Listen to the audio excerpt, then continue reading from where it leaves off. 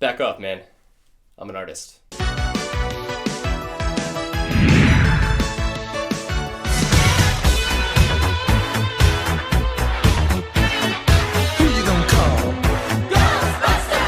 One of the best comedies of all time, and like many movies of the 1980s, it was taking advantage of this blossoming industry called movie merchandising. Merchandising? What's that? Where the real money from the movie is made. In the 70s, toy companies focused mostly on television show toys because films weren't in theaters long enough to promote the goods.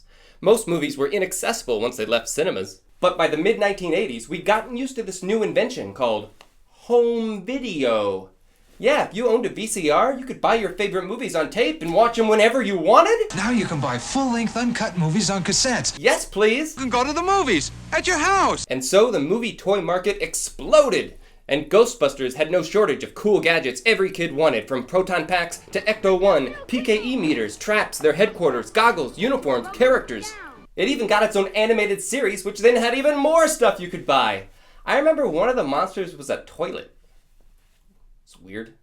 But despite all these toys, Ghostbusters really wasn't considered a kid's movie. It has a ton of casual swearing, smoking, whatever this is, and horror. And I do mean horror. For something often remembered as a lighthearted comedy, some parts are downright frightening. I don't mind telling you that some of the scenes in Dana's apartment really scared me as a kid. I'm not ashamed. Look at this nightmare fuel.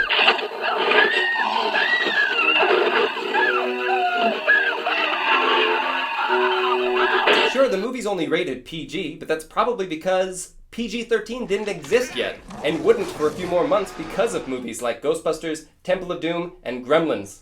Anyway, let's pay tribute.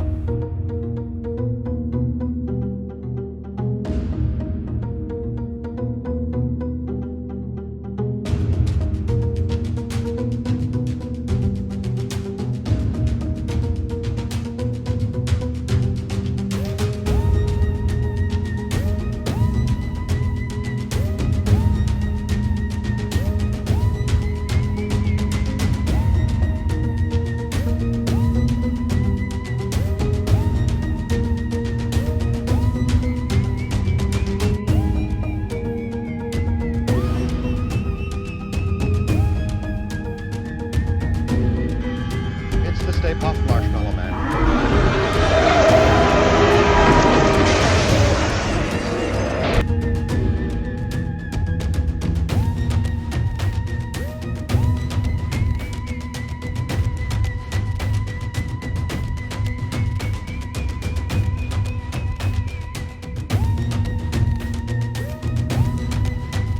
Lots of little pieces for Stay Puft's hands here. We're gonna do some really cool 3D stuff by making him really reaching off the canvas.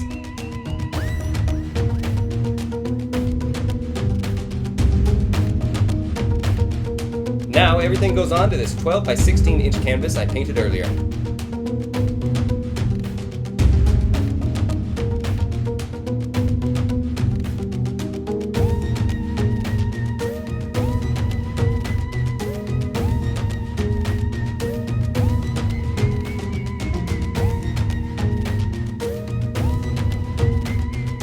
To add some little extras in there, like the logo, little Slimer cameo.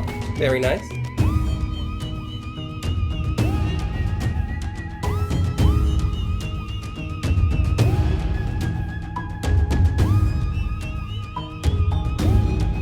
I gotta say, if I ever had to make a case for multi-layered projects, I think this would be my new go-to example. This thing turned out really nice. Hope you guys are... Well, my friends, it looks like 80s week has come to an end. I know, there were a lot of classics I didn't get to, maybe another time, but I hope you had fun. I sure did. And if you enjoy this channel and would like to see it continue to grow and help keep my iron hot, you can find a little support button there in my channel's homepage if you can spare a buck or two. Every dollar raised goes straight to creating more Perler bead patterns, projects, portraits, pop arts, and videos, and is very much appreciated. But before we part ways, I have something to show you.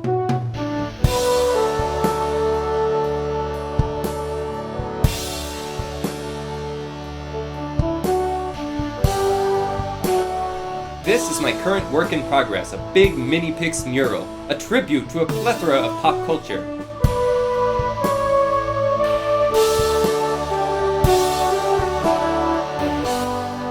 As you can see, I'm combining all the pieces we've made this week, plus many more. Just like when we made the giant boss battle piece almost exactly 1 year ago, I should have this piece finished soon. But my point is, don't be intimidated by the size of such projects.